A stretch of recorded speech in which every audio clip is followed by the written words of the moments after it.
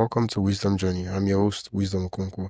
Today's guest is Nick Garofalo, CFP candidate and founder of Open-Handed Wealth. Nick helps Christian small business owners simplify tax planning, streamline cash flow, and align investments with their faith so they can focus on what truly matters. The first question I do have is most creators they think more followers is equals to more money.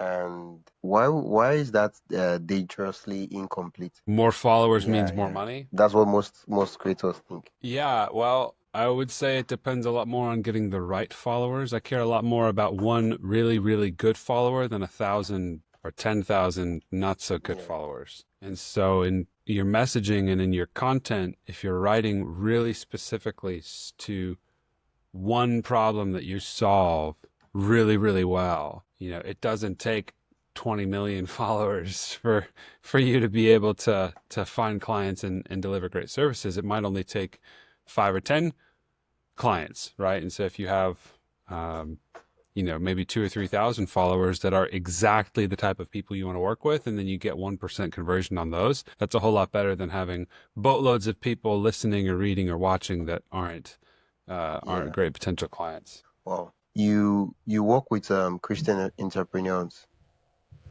and what's the number one Correct. financial mistake you see creators you see them make because of quotes and quotes also culture?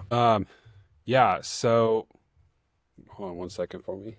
There's a couple ways I could answer that, but I'll tell you one very common mistake or problem that I see with Christian business owners generally is there's a really terrible blending of business and personal financial operations. And when you don't have a clear separation between what's business and what's personal, a couple things happen. First off, you don't really know how you're doing in either sphere because you don't know what expenses went to which entity or went to which side of the coin, so to speak. It's confusing. And then also, there's no way you're really tracking everything. And so you're probably missing out on opportunities for saving, for tax deductions. And bottom line is it's just stressful, right? It doesn't work to run all of your personal stuff through your business. And so if it clutters your life, now you're living and running your business with a cluttered mind and a cluttered finance, set of books.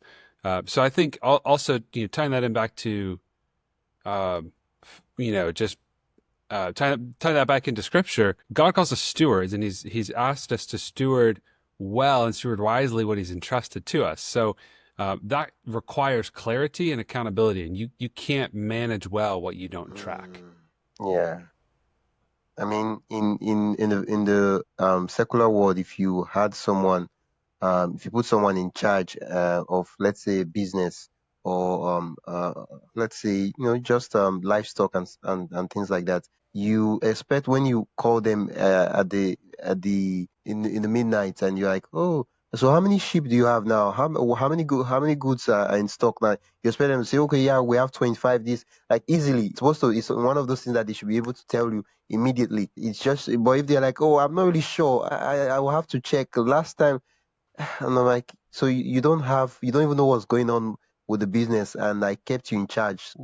It doesn't really show that you're a good steward. Yeah. Well, and that can be a stressful spot to be in, right? And so a lot of times we don't intend to get there, right? We don't mean to be that kind of a manager. It kind of happens because we're busy and we're distracted about the things that maybe aren't as important. So I think that prioritizing keeping your own financial house in order you have to make it a priority. There's no one else that's going to come in and do it for you. And so, it's worth the work. One of the thing with being a Christian entrepreneur is um, people have ambition, right? How can we balance ambition, right? The desire to build an empire with contentment and being grateful. Oh, wow. That's such a great question. I certainly don't want to act like I have all the answers figured out to this because, Wisdom, I wrestle with this myself. And I wonder how you even have navigated this in your life. As you're trying to, as you're also trying to build a business, right? So I think first it's important to recognize ambition is actually really good. Of all the times that the word ambition is used in scripture, it's usually used negatively, sinful ambition or evil ambition or selfish ambition. But there is one scripture actually where it's used in a positive light, and it's where Paul says, "Make it your ambition to lead a quiet life, to to I forget that middle one, but like to do well and to work with your hands." Um, that little verse, that little section, actually blesses the idea of having ambition, and I think that we can add to that. Look back in Genesis when God went about uh, creating this beautiful world and then commissioning Adam and Eve in it. He commissioned them to go and exercise dominion. There were two mandates in Eden. There was the multiplication mandate, be fruitful and multiply, and then the dominion mandate, go and exercise authority over all of these creatures, rule, subdue, and have your authority over them. Those are commissions that require a certain level of grit and strength and determination and tenacity. And I think God blesses that, and he's glorified in that by exercising our skills and strengths and abilities to go and try to make order in places where there's not order. I think it when done well and when done from the right heart, I think it brings a big smile to God's face to see us go out and do our best and try to build something worth building. It's when we use those for selfish reasons or for just uh personal advantage. I think that's when we can fall into misusing. But yeah, I'm curious, how would you respond to that? What do you think of ways to balance ambition with contentment? Yeah, for me, I first of all, God wants us to do to be. I think there's I've forgotten the verse. It says so whatsoever your hand find to do, um do it.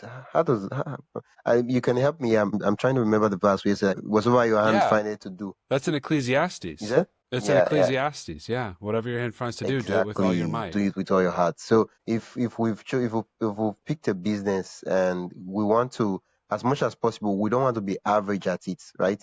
Even if we're not the best of the best in the world, at least we should not be said that we're average at it, that we're mediocre, right?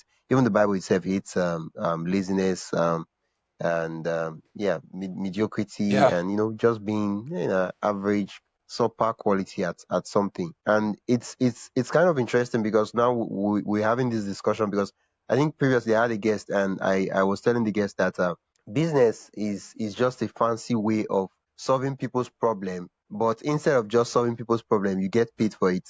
So unlike the non-profit organizations, charity, and social causes where you help people, but you don't get paid for helping people. But with business, you could literally, okay, let's say people are thirsty, they need water. You could actually give them water, and in turn they pay you for the water. You buy what they buy water from you, and they pay you. So you're solving people's problem. And I don't know, when people tend to talk about business, it sounds like it's as if they are doing something bad or something evil. That, oh, we're not supposed to talk about it. Like every business, every good business is they solve problem. Like if it doesn't solve problem, then it's usually a scam where they just take people's money. But usually they solve people's problem and then they get paid for doing it. So I mean, our hustle, the thing we do, whatever thing we're doing, as long as it's legal and it's it's something that we should. There's dignity in labor. We should be proud. Well, I don't want to use the word proud, but we should find we should it should be something that we should. What's the word? How do I say this now? I want to say it, but I don't want to say we should be proud of it. I don't want to use the word proud. What's one of the synonyms of proud? Okay, well, we should be, I think what I'm hearing is that there should be a contentment and a yeah, satisfaction. that's the thing. Yeah, that's the thing. A lot of people confuse ambition with covetousness. Like seeking to be the best at what we do is not has nothing to do with, okay, I want to be like this person. You get? I totally understand. I think what you're really describing here, this is kind of the beginnings of a framework of stewardship. that when you view how you manage yourself, your time, your money, your skills, your business in light of, well, God owns it all, and I just have, management over this for a short time, it takes a lot of the pressure off, and it opens up a whole new way of looking at life and looking at the world. And so I take this also, and I extend this on to investing. I think that Christians can do better when it comes to investing. We have the opportunity to do better. I don't mean that in a preachy, we should do better, but Yeah, just, yeah, of course we should. What I mean to say is that I think Christians have the opportunity now to do better in being careful with our investment decisions, to invest in companies that are doing good in the world, and to withdraw our investment from companies that are not. yeah, And I think that's yeah, an area where I love to press in. So I actually do biblically based investing for my clients, biblically responsible investing. And so in the actual investment selection process, there's a screening process for filtering out companies that are not creating good value for the common good. Because I believe fundamentally that investing is ownership in a business, and that ownership is responsibility in how that business is actually creating a profit. And by owning a business, I am a partaker in its means of earning a profit. And so I am, in a sense, even morally culpable, morally responsible for owning stock in a company that is going about making a profit in a way that does or does not align with yeah, Scripture. And that's up to me as the steward, as the investor, to say, how are we doing yeah, here? And a lot of people have never given that thought. And so I love having these conversations with clients where it's like, or with prospects even, where it's like, hey, do you know what you own? Do you know actually what's in your portfolio? And it doesn't have to be a lot, but the point is, do you know the companies that you actually have stock in? And if not, let's have a look. And it might be quite eye-opening. It was for me, very, very much so. So I kind of went on this, journey myself of discovering biblically based investing. And at first, I kind of thought it was a little bit of a gimmick. I wasn't sure how it could be done at scale in a way that was efficient and profitable and really competitive with the other world of investment products. And honestly, with an investment background like I have, kind of really, really hard into, broad diversification of just spreading your money around, buy the whole market, get your fees as low as you can, that kind of stuff, which is what, decades of academic research have supported as a good approach to investing. But only in the last year or so have I started to explore adding on to that a layer of biblical analysis to filter these companies through. And it's been really fun. It's been really, really cool and exciting to see that area grow, and then to see these, have conversations with people, and open their eyes to a world of investing they didn't know yeah. existed. I like, I like the approach, and I mean, stewardship is a topic that we could talk about for hours. And when you talked about a business being something that is not necessarily ours, but it's an opportunity and a privilege given to us by God, and so we should, if we take it as such, the way we handle it is different. And to me, it's the same way. If someone was to give me their business to to be a steward for them and handle, and there's a way, there's a particular kind of meticulousness I'd use to look at the books to handle every single detail, such that when it comes for them to review the work, I don't end up giving up excuses and saying that, well, actually, you gave me a business like the parable of the talents, where the servant went to bury the talent and say, well, you gave it to me, and look at it, this is it, I'm giving you back, everything's in perfect condition. But there were others who doubled it.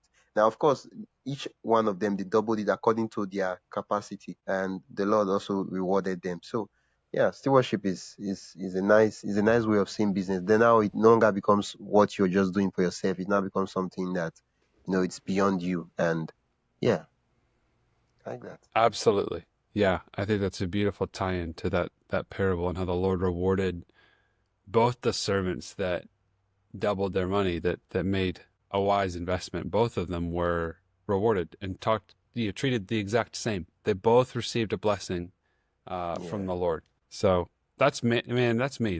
I want to do that. I want to take what God's given me and do my best with it um, to bear fruit.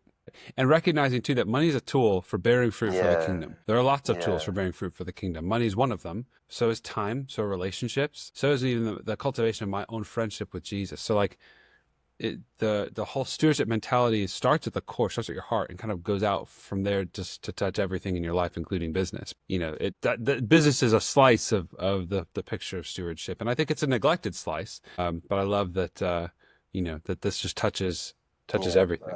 Yeah. Oh, before we'll go back to faith and money and ethics, I'd love to ask you a question. You talk about giving yourself a raise. How can creators increase? Yeah. So Yeah, how should we yeah. approach that? Yeah, giving yourself a raise. First, there's really only two ways in business to make more money, or to make more profit. You can either increase sales or cut expenses. Um, Chances are, if you're in business long enough, you're pretty good at selling. Um, and chances are, if you're a normal human, you're pretty good at spending. So my advice to anyone who wants to give themselves a raise is to go through both your client list and your list of expenses and find where to make more money. Find an expense you can cut. Find a subscription you don't need anymore. Pull your statements, right, and be surprised first, like all of us are, the things that you started paying for that you kind of forgot about, and then see if you still need them. And then, add that up for the year and see how much you made, and then go to your client list and see if there's any old clients that you did work for in the past that you could check in with again. If you have any existing ongoing recurring clients that you could maybe ask for a referral from, or hey, is there anything in particular, any project or any sort of extra work that you might be able to do for them, and then visit your pipeline, right, of like prospects that you've engaged with, conversations you've had, phone calls, emails, LinkedIn messages, whatever it is, wherever you do your business, and try to get connections. But go to that list, find people that were like, oh yeah, hey, we should talk, and then talk to them and say, hey, I know it's been a while, I just want to circle back with you. And voila, you do all of that, you're gonna find at least something. Even if it's just cutting your expenses and being a little bit more efficient. It's so easy to spend money because it's a business expense, or because, well, you're a business and so you have a reason to spend it. I don't think that's wrong or bad. I just think that sometimes having profit at the end of the day is better than whatever you're spending the money on, even if it means paying a little bit more in taxes.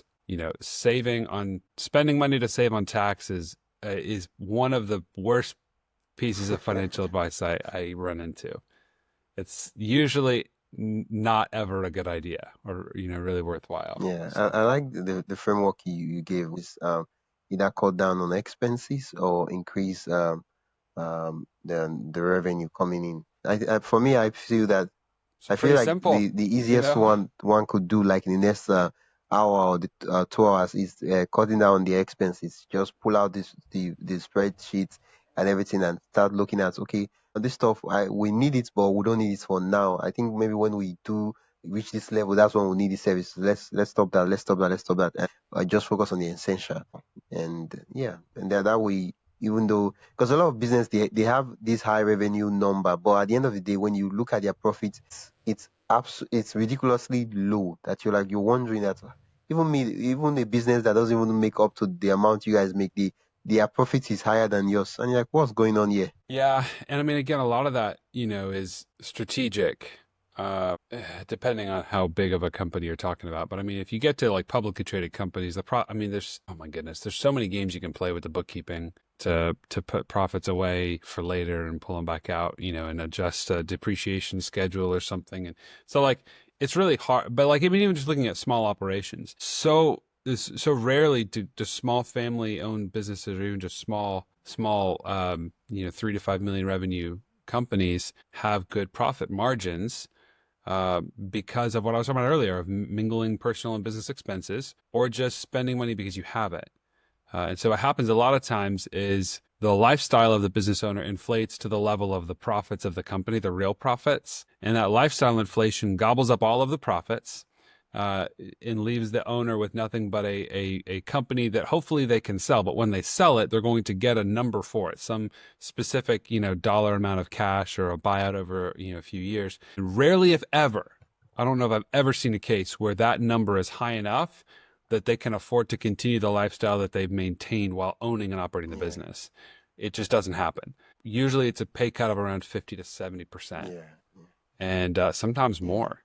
And, especially if you're a very heavy asset business, like if you have a lot of equipment, property, um, machinery, whatever, now you just have a lot of stuff to sell. And, what looks really good on paper of like, oh, I've got, $2 million of assets. Well, it's like, you might only get a few 100,000 for it when you actually go to sell it, because it may not be worth what you think or what you hope, especially if it's kind of outdated. So it can be really difficult if your whole financial life has been built around, the lifestyle your company has given you, and you didn't plan your cash flow to accommodate a retirement. Yeah. Well, thank you, sir. I feel like I'm getting so many financial advice, and and I know, quick disclaimer, this is not financial advice. Please, before you make any financial decision, consult with your accountant or financial bookkeeper or whatever before you take. Yeah, but Yes, I'm getting some financial absolutely. insights on what to do. I After this podcast episode, I'm going to look back at all my business expenses and look at what expense is not serving me now that it was serving me before, but now it doesn't even make sense for me to be spending on it because of certain reasons or certain changes that has happened in the business. And I know I would There see you a go. lot. I'm already thinking of some, but yeah. The question I want to ask now is, most of my audience, they are content creators. They are people who, they have businesses where maybe they're coaching people, they're selling services, and that's what they do. So the question I want to ask now is, how can they, as Christian creators, how can they decide what monetization strategies align with their values, right? Because there are a lot of ways they could possibly make money, and for some of those ways of making money, they are actually legal, but for some reason they just don't align with the Christian values and faith. Can you give me an Okay, example? I'll give an example, and this is like outright. This is an extreme example. Let's say I have my podcast now, and okay, which I'm trying to think of a brand. Okay, let's say a company approaches me that they want to sponsor my podcast. Now there's nothing wrong with the company wanting to sponsor my podcast, but for some reason the product that the company is selling or promoting, even though the age group of the people listening to my podcast, it's is applicable to them, but for some reason that product is not exactly the product I want to be promoting to my audience. I'll give an example. Let's say Okay, a beer company, right? Alcohol is not something I want to be promoting to my audience. It's just something that doesn't sit well with my Christian value and faith. And that's alcohol is legal. There's nothing. It's legal to take alcohol and stuff like that. But that's not something I want to be promoting, and that's not something I want to be standing behind the brand. Even though I might get to make a lot of money, and that stuff is perfectly legal, and there's nothing fishy there. How do we sure. kind of like navigate that sea? So it kind of actually reminds me of a similar question in a finance context. And I'll connect it for you here in a second. But a similar question is, hey, I just got a bonus of $5,000. I don't know what to put the money toward. So the connection is, in both of those scenarios, the answer is, well, you need to make that decision ahead of time, so that when the opportunity comes, It's automatic. you're not having to evaluate and decide in the moment when the pressure is on, and you're thinking about, well, I really want to spend the money on this particular thing that would be a lot of fun, uh, or this whatever. You've kind of pre-allocated that money to, I have a goal, my spouse and I, my wife and I, my husband, whatever. This is something we've agreed on. We want to give this money away. We want to, pay for this for our kids. We want to save this, toward a future house project, whatever it is, right? So like when you get the money, it's not a question of, ooh, how much do I get to spend on what I want? It's kind of a pre-made Decision, yeah. decision. Break that down even further. That's what monthly budgeting is all about. So if you get, just for simple math, let's say you get $1,000 a week. Well, every week you have to already have in your mind where those dollars are going, right? You have certain bills coming to you. You have groceries. You've got, insurance or healthcare, whatever your set of budgetary needs are. when you make a budget, you're allocating the unspent money before you spent it. Essentially, all you're doing is giving every dollar a job. That's my favorite budgeting program is actually called You Need a Budget. You can look it up, youneedabudget.com. But that's their number one rule is give every dollar a job. And when you give it a job, you can always change its job. But all you're doing is taking all of your income and allocating everything down to zero till there's nothing left to allocate. And by doing that, you're making a decision now that you won't have to make in the moment. So to your question, content creator, hey, Wisdom, love the podcast. I'm a beer company. I want to sponsor you. Well, if you've already made a decision that you don't want a beer company's brand on your podcast, that's a pretty easy decision. It's like, well, I appreciate it. Thank you. But I can't co-brand with you. So either you need to change your brand or pick a different brand company in your portfolio to back me with, or, I welcome your support and your listenership, but I can't co-brand with you. Yeah. That's the same, for any business related decision. If you haven't started first with, this is what's most important to me as a business owner, me as a person, and I will not compromise on this, then in the moment, you're going to be trying to make all those decisions on the fly. Right. Same thing for investing even. Like one of the favorite kind of lead-in questions for this conversation is, hey, Wisdom, is there any value, any moral, any moral value to which you hold so tightly that you're unwilling to compromise it on the name or in the name of making a profit? Yeah. And 99% of people will say, yeah, absolutely. Personally, I don't align with alcohol sales. I think that alcohol companies I know most of their money comes from addiction. Well, I don't want to get behind that. Whether or not I personally drink alcohol or have a problem with people enjoying a drink, I don't want to get behind anything that's going to addict people to a substance that could kill them. Same with abortion, same with adult entertainment, same with gender confusion in our world today. So like, there's a whole lot of things that I know are not good for humanity, that are not good for the human flourishing that God intended when he made the world. And so that is a starting point for my investment decision instead of an ending point that may or may not even get factored in, which is what it is for most people.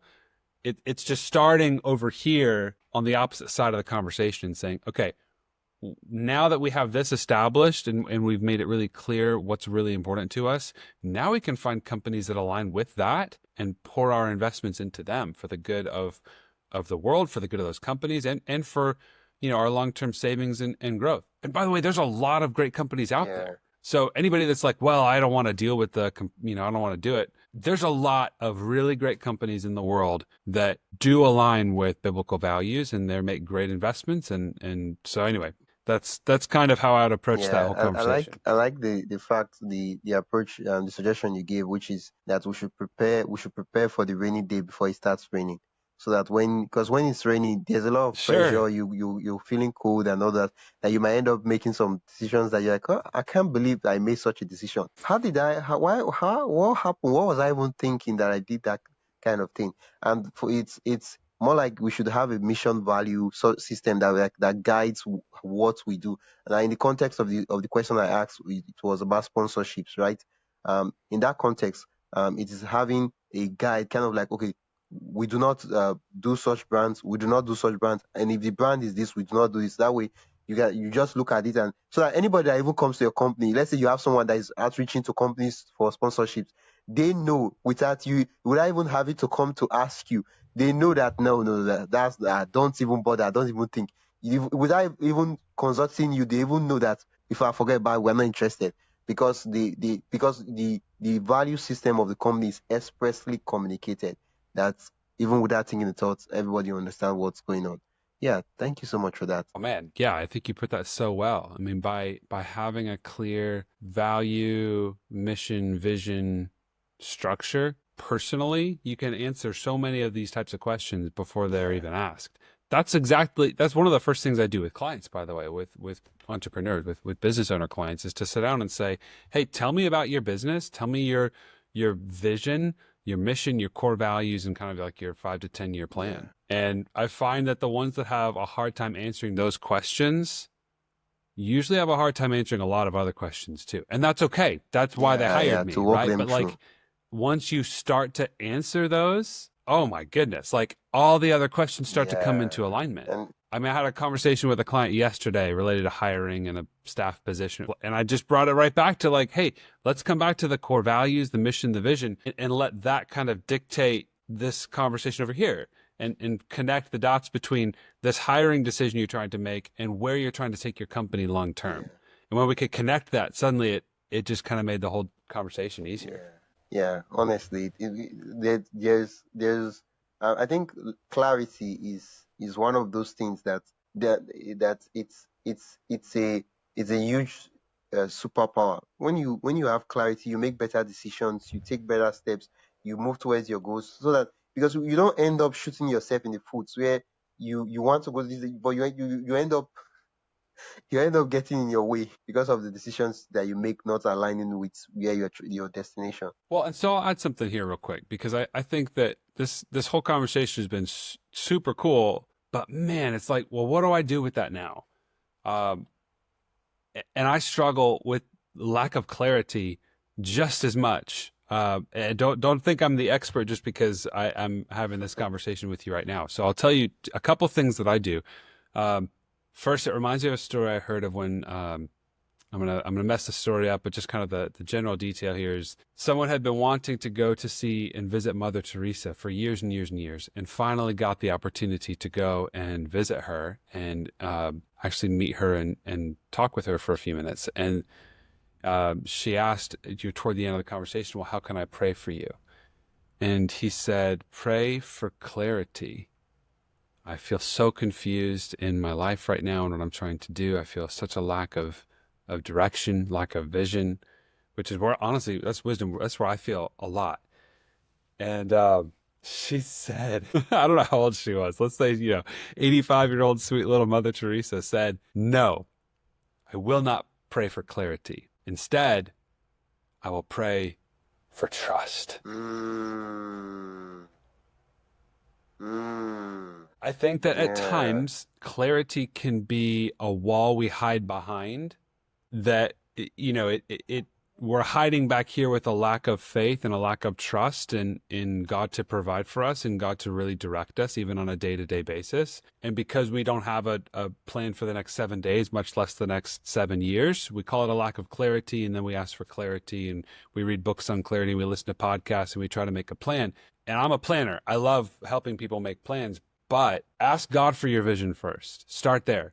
Go on a prayer walk every morning and ask him to remind you what's most important in the day. Like going back to the start of our conversation, like he gave us the mission of exercising dominion and authority and multiplying and be fruitful and manifest his glory and multiply all of that over creation. He's given us that order, but he intended to do it alongside of us in collaboration, not just for us to run off ahead of him and busy ourselves with our best attempts at doing that without any input or direction from him.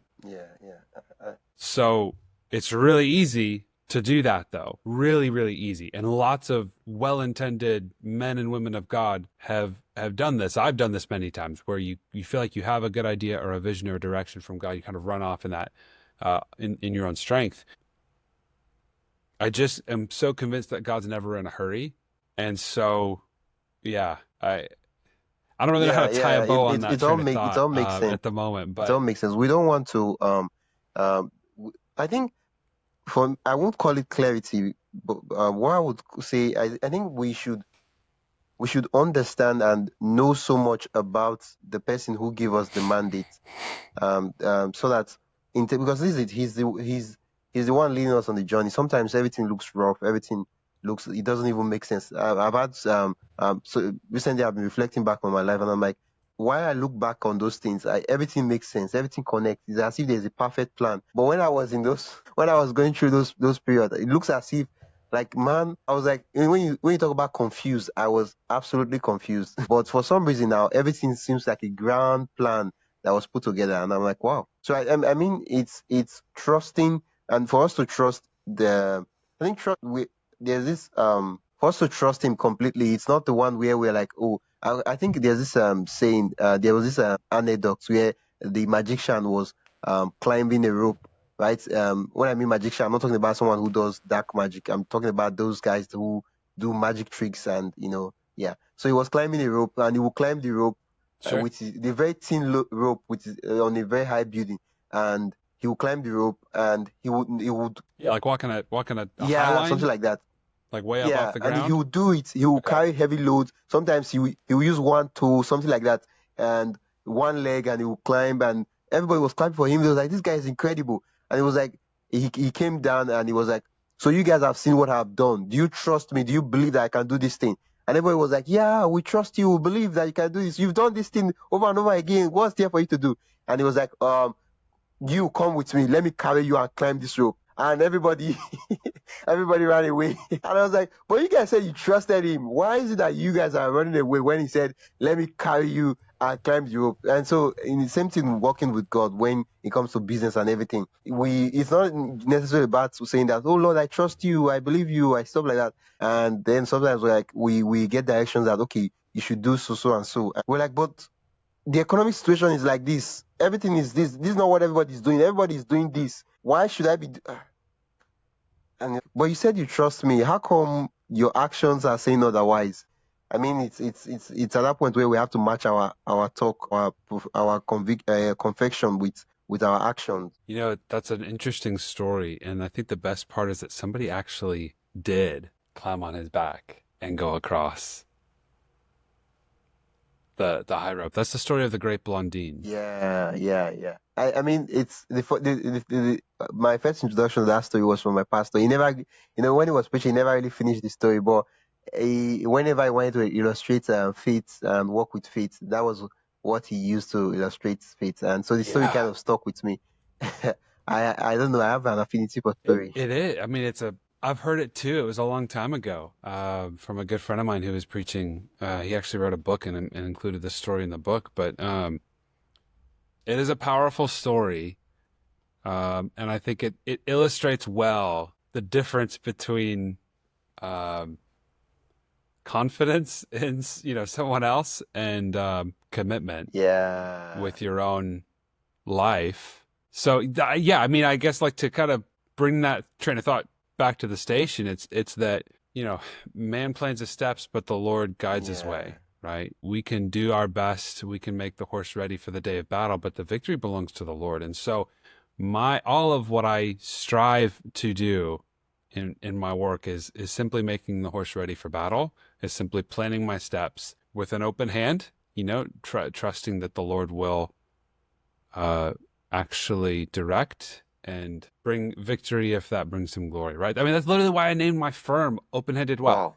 right? It wasn't just because, closed-fisted wealth was a terrible alternative. Open-handed because that's how I want to live in my own life. Yeah. Wow. I'm glad we're having this conversation. I'm glad you came on the podcast. Yeah. It's been a pleasure, man. Thank you for having me. It was an honor to meet you and to join you in the conversation. Some questions I have, I know that if I touch those questions, we will end up not leaving this place.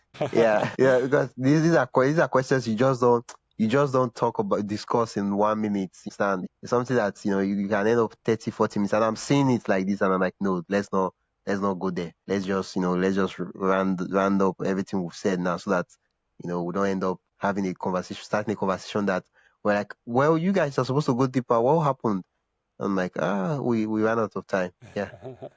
What's your like number one advice you have for Christian entrepreneurs, most especially in this scenario, Christian online business creators?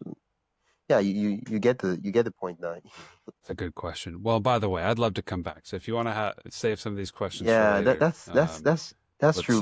Before you answer the question, do you have a podcast? I do. Yeah, Yep. So my I do podcast is have. called One I have another Degree. podcast where I talk to podcast hosts and get to know their story regarding their podcast. So I would reach out to you via my other podcast to come on that podcast, and then I will also reach out to you via my other podcast. So you just take note of the name Wisdom Okonkwo. So when I reach out to you, you know that it's me. Okay, yeah, the floor is yours. Excellent.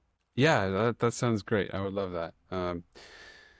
Okay, I think I'd say my number one piece of advice to an online content creator is probably my number one advice to anybody, and it's get on top of your cash flow and prioritize making a profit. Well, You know, profit is not just what you make, it's what you keep. As a business, your goal is not just to break even. So find a way to, get on top of your cash flow by having a budget that you stick to, a zero-based budget like we talked about earlier, and then yeah, prioritize making a profit. If you're struggling with, I don't know really how to make a profit in this space because I'm just getting started, or I feel like I've kind of hit a point where I'm getting stale in the work that I'm doing, or I love finding inspiration from the existing clients you have. So if you already have clients or viewers or followers or subscribers or whoever is paying you or paying attention to you, find out what problems they are hoping they have hired you to solve, whether they're actually hiring you or they're just hiring you by following you or subscribing. Whatever their reason for following you or for trying to listen to you, they're trying to solve a problem with you, right? That's why they're listening. That's why they're watching and reading and whatever. So if you're delivering a service, find out what problem they're trying to solve and then double down on that, right? And centralize even more on the problem that they're articulating to you, and get really curious about other problems that are tangential or related to that core problem. yeah. Okay. A couple of really, really good books and resources on that. I can send you to link into the show notes, but there's a couple articles from like the Harvard Business Review. There's I want to say was it a book? No, it wasn't a book, but it was a research paper that these guys wrote that Harvard did like a summary article on. That was all about just being a really good problem solver for your client by, you know, and that's really difficult. I don't say that to say that like, oh, that's easy. The problem is, they wanted a family picture and I'm a photographer, so I took a nice picture. No. There's something they're hiring you for that's harder to put a finger on, Yeah. right? Whether it's um, a happy memory, whether it's the look and feel of like a sweet time of their lives that they want to, crystallize in a photo forever. There's something they're hiring you for, and it's not just to stand there with a picture Yeah. and point and Yeah. click. So like your journey, right? So you're blogging. Well, the people are coming to you for some reason. There's something about your writing or your content that makes them go, "Oh man, I like that.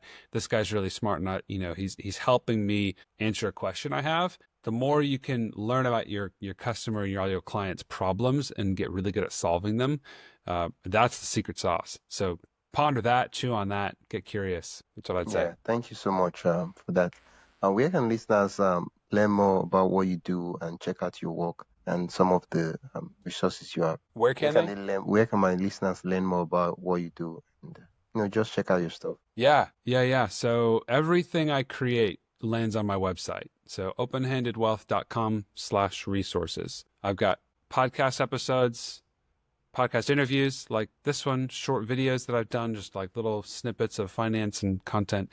I've written blogs and articles, and I also have some free resources for like tax savings, for making your first budget, for a few other things as well. So everything I create though lands right there on my website. And I'd love to connect with your listeners. So if anybody listening wants to reach out, it'd be a pleasure to meet you. Yeah, thank you so much, Nick, for coming on the podcast. Yeah. Wisdom, it's been my pleasure. Thank you for listening to Wisdom Journey, the podcast for content creators. If today's episode sparked ideas, subscribe and leave a review. Share it with a fellow creator who might benefit. Check the show notes for links and resources.